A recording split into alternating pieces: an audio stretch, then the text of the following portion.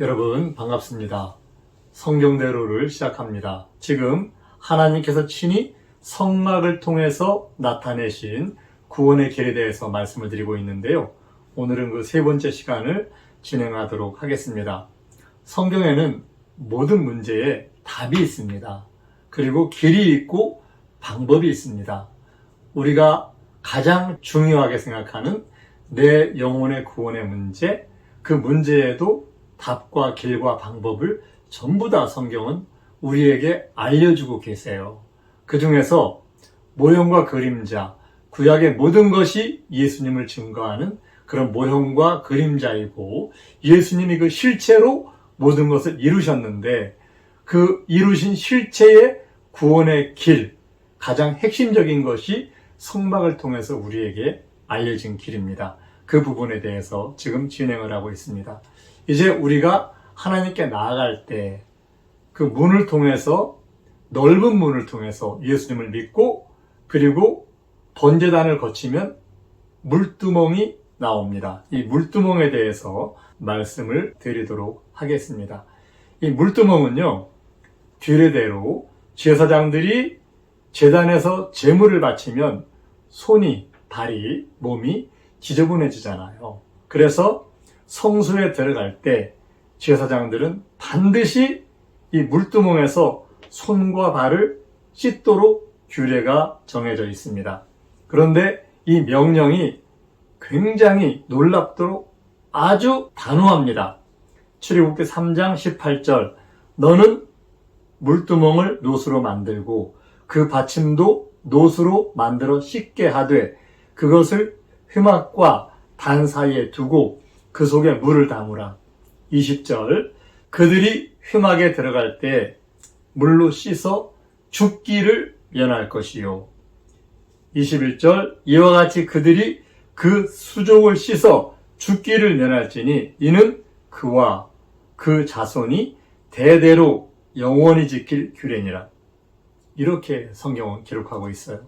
그러니까 물두멍에서 손을 씻지 않으면 죽는다.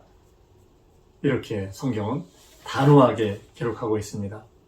물두멍은 생명과 직결이 되어 있습니다. 씻고 들어가면 살고, 씻지 않고 그냥 가면 죽습니다. 이 물두멍은 예수님의 복음의 실체를 이루신 그 복음 안에서 바로 물침례를 예시합니다. 구약시대의 물두멍은 손과 발을 씻어서 내 몸의 일부를 씻으면 살았지만, 새언약 시대의 물두멍의 그 본질은 이제 우리 온 몸을 물속에 담궈서 물속에 침례함으로 예수님의 장사에 연합하는 이 물두멍은 나의 옛사람을 완벽하게 벗어버리는 새 사람으로 이 땅을 살아가는 새로운 피조물로 하나님 앞에 나아가는 것을 요구하는 것이 바로 물두멍인 것, 우리는 성경을 통해서 배우고 있습니다. 이 물침례는요, 죄를 씻는 것이고 예수님과 합해서 옛사람을 장사 지내는 겁니다. 마가복음 16장 16절, 믿고 침례를 받는 사람은 구원을 얻을 것이요 믿지 않는 사람은 정죄를 얻으리라. 우리는 인류의 첫 번째 제사장 나답과 아비후가 야훼의 명령하지 않으신 다른 불로 분향하다가 죽은 것을 성경을 통해서 알고 있습니다. 아론의 아들이고 모세의 조카이고 좋은 가문에서 지금까지 모세와 아론을 따르면서 하나님의 역사를 눈으로 보면서 공부했던 그 아론의 두 아들, 이 두 아들이라 하더라도 제사장으로 위임받고 아직 업무가 익숙하지 않은 그 시절에 그들이 하나님이 명하시지 않은 다른 불을 가지고 분향할 때 그들이 죽었습니다. 이렇게 하나님은 무섭습니다. 하나님께 나아가는 자는 반드시 물두멍에서 손발을 씻어야 합니다. 안 씻으면 죽습니다. 물두멍의 실체인 새언약의 침례, 반드시 순종해야 됩니다. 성경대로 이 물두멍에서 옛 언약 시대의 제사장들이 손발을 씻었듯이 이 물두멍에서 나의 온 몸을 이곳에서 예수님의 장사에 연합해서 새로운 사람으로 구약시대에는 사람에 대한 어떤 육체에 대한 구원, 새언약시대에는 영혼에 대한 구원이잖아요. 우리가 새언약시대에 내 영혼이 하나님 나라에 가는 구원의 사람이 되려고 하면 옛사람은 완전히 물두멍에서 벗어버리는 침례를 통해서 예수님의 장사에 연합하는 그 자리에 들어가야 된다는 것 모두가 명심하셨으면 좋겠습니다. 사도행전 2장에 오순절날 베드로가 설교할 때 마음이 찔린 3,000명이 그날 즉시 침례를 받았습니다. 에디오피아의 내시도 길을 가다가 빌립에게 물이 있으니 나 이제 침례 받겠다. 즉시 침례를 받았습니다. 빌립보 간수, 그 가족, 바울이 밤에 복음을 전하는데 그 복음을 전하는 그때 이 말씀에 은혜 받고 순종하고 그 밤에 즉시 침례를 받았습니다. 성경의 모든 기록에서 번제단을 통과한 사람, 바로 회개한 사람은 즉시 침례를 받았습니다. 지금 여러분들은 어떻게 침례를 받고 계신가요? 어떻게 이 부분에 순종을 하고 계신가요?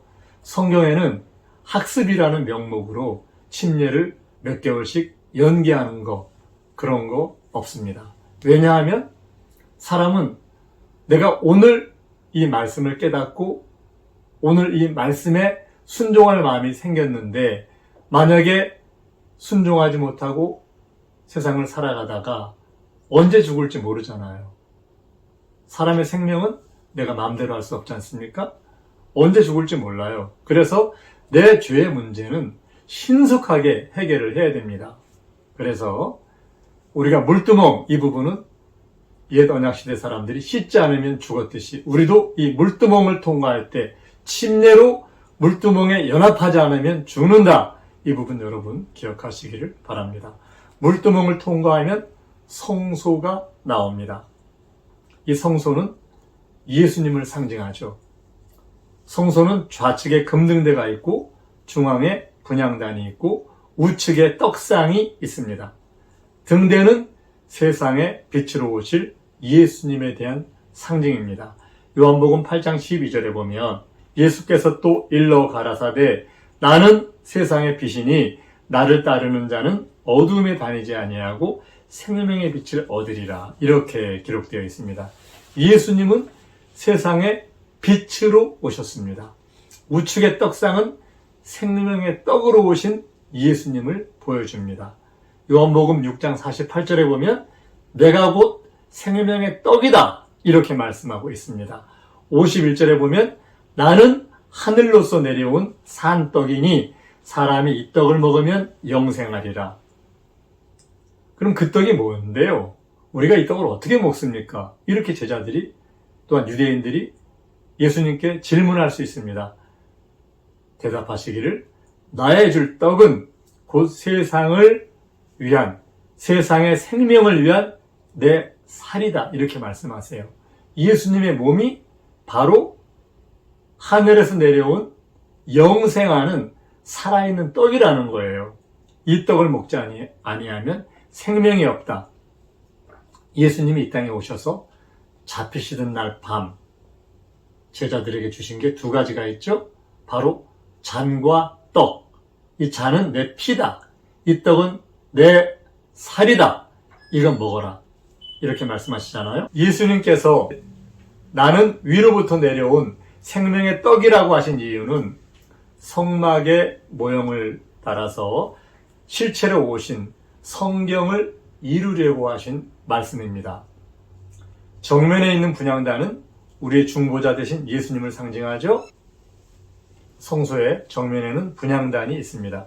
디모데전서 2장 5절 하나님은 한 분이시요 또 하나님과 사람 사이의 중보도 한 분이시니 곧 사람이신 그리스도 예수라. 성소는 성령 받은 그리스도인의 모든 삶의 모습을 보여줍니다. 성도의 거룩하고 세상에 빛된 삶의 모습, 말씀의 떡상에 참여함으로 진리를 통해서 자유에 이르는 성도의 모습을 보여줍니다. 우리 모두 이 하나님께서 우리에게 보여주신 거룩한 구원의 길에 연합하는 우리가 되었으면 좋겠습니다. 성소를 지나면 마지막 휘장 뒤에 지성소가 나옵니다. 지성소는 지극히 거룩한 공간으로 일반 제사장들은 들어갈 수 없고 대제사장만 1년에 한 번씩, 그것도 속죄일에 피를 가지고 들어갈 수 있는 곳입니다. 새 언약 시대에도 대제사장은 딱 한 분밖에 없습니다. 그분이 바로 예수님이시죠. 예수님은 이 땅에 대제사장으로 위임받으신 분입니다. 그러기에 지성소는 완전히 거룩한 곳이고 하나님의 온전한 영광과 임재가 이루어지는 하나님의 나라를 상징하는 거룩한 곳입니다. 지성소 안에는 법궤가 있죠? 이 법궤에는 아론의 쌍난지팡이와 두 돌비와 또한 만나를 담은 금항아리가 있는데요. 이 법궤의 다른 명칭은 증거궤라고도 하고 언약궤라고도 하고 하나님의 궤라고 성경에 기록되어 있습니다. 하나님의 궤라는 얘기는 이 궤가 바로 하나님을 증거하는 증거의 말씀의 궤다, 이런 얘기입니다.